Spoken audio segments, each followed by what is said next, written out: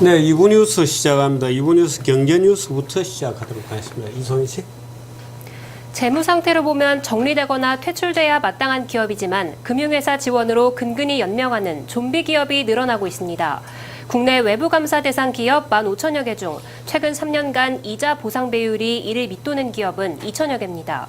이자 보상 배율이 1이 안 된다는 것은 사업을 통해 벌어들인 돈보다 빚을 진 은행에 이자로 지급한 돈이 더 많다는 의미입니다. 외부 감사 대상 기업의 13%는 자생력이 없는 것으로 나타나 정부나 금융회사의 지원으로 생명을 이어가고 있어 자원 배분의 효율성을 갉아먹고 있습니다. 문제는 이제 이 기업들이 덤핑을 치거나 또 금융 지원을 받아서 생존하면서 다른 기업들까지 물귀신처럼 부실화를 전염시킨다는 데 있습니다. 하나의 좀비 기업은 계속해서 다른 기업을 연쇄적으로 좀비로 만들어가는 그런 특징이 있죠. 바로 이것을 끊자는 게 구조조정인데 당장 구조조정은 아픕니다. 구조조정을 하게 되면 당장 실업자가 그 기업에서 그 기업을 하던 사람이 실업자가 나오기 때문에 계속 온전시키게 되고 또 이 사람들이 정치 세력화됩니다. 정치 세력화돼서 국회를 찾아가고 국회의원을 찾아가고 정부를 포위 공격하고 하기 때문에 이제 정부들은 계속해서 물러서게 되고 결국 그렇게 되면 더 나빠지는 그런 악순환들이 생기게 되죠. 이 작은 기업도 그렇고 큰 기업도 그렇습니다. 그래서 큰 기업 조선, 철강 이런 데 구조조정도 필요하고 영세기업까지 굉장히 말하자면 구조조정이 필요한데 지금은 정부의 신용보증 또 신용지원 이런 거로 근근히 버티고 있어서 참 이게 골치 아프다 이런 문제가 되겠습니다. 네, 다음 뉴스. 중부 지역의 가뭄이 심각해 내일부터 보령, 서산, 당진 등 충남 8개 시군이 제한급수로 공급량을 20% 줄입니다. 보령댐의 저수율은 22%로 1998년 물을 담기 시작한 이후로 최저로 떨어지며 이 지역 48만 명의 생활용수 공급에 비상이 걸렸습니다. 경제가 발전하고 산업이 고도화될수록 물 사용량은 크게 늘어나 깨끗한 물 공급은 필수적인 사회 인프라입니다. 하지만 환경교조주의 그룹 때문에 댐과 보해 건설이 어렵게 됐는데 내년까지 예고된 충남의 물 부족에도 댐 반대론자들은 침묵하고 있습니다.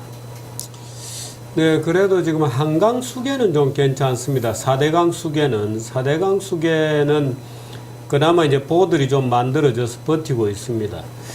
이명박 대통령께 감사를 드립니다. 네, 다음 뉴스.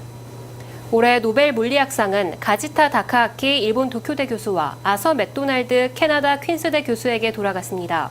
일본은 노벨 생리의학상에 이어 노벨 물리학상까지 이틀 연속 수상자를 배출하며 역대 과학 분야 노벨상 수상자가 21명이 됐습니다. 가지타 교수는 우주를 가득 채우고 있지만 정체를 알 수 없어 유령 입자로 불리던 중성미자가 질량을 갖고 있다는 것을 입증했습니다. 이로써 일본은 지난해 청색 LED 개발로 노벨 물리학상을 받은 데 이어 2년 연속 물리학상을 수상하게 됐습니다. 네, 축하드립니다. 네. 중국을 중심으로 한 신흥국의 경제 위기가 독일 경제를 흔들고 있습니다. 파이낸셜 타임스는 독일의 8월 제조업 수주가 한 달 전에 비해 1.8% 떨어졌으며 7월 제조업 수주 하락폭 또한 기존 1.4%에서 2.2%로 떨어졌다고 오늘 보도했습니다. 이는 신흥국을 중심으로 한 해외 수요 감소폭이 컸기 때문으로 보입니다. 또 폭스바겐 스캔들과 난민 문제도 독일 경제에 상당한 부담이 될 것으로 전망됩니다. 네, 이 독일 문제는 조금 심각합니다. 제가 이 폭스바겐 문제와 관련해서 이 독일 경제가 꺾일 수도 있다 이런 얘기를 전망을 드렸는데 독일은 이렇습니다. 아마 정규전 뉴스를 쭉 들어오신 분들은 지난번 그리스와 독일의 협상 과정에서 그 당시에 미국의 언론에서 독일의 메르켈의 독일이 점차 2차 대전 이전에 히틀러의 독일처럼 너무 유럽에서 힘이 강화되고 있다. 유럽에서 너무 제어할 수 없는 힘이 되고 있다. 이런 경고의 목소리가 꽤 나왔습니다. 그리고 오바마가 직접 물론 저는 독일이 그 당시 선택을 잘했다고 주장을 하고 지금도 하고 있습니다만은 그리스를 살살 다루어라.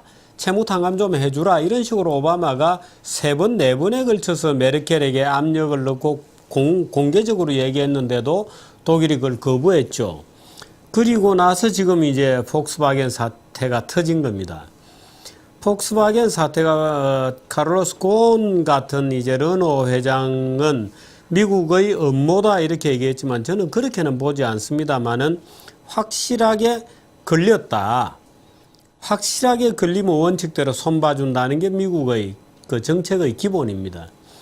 그렇게 본다면 폭스바겐이나 독일의 자동차 산업이 독일 경제에 차지하는 비중을 보고 한다면 뭔가 독일이 지금 어떤 그동안에 2000년대 이후에 한 15년 이상 정말 스트롱하고 강고했는데 뭔가 흔들리는 어떤 계기가 되지 않겠느냐라고 저는 지금 보고 있습니다.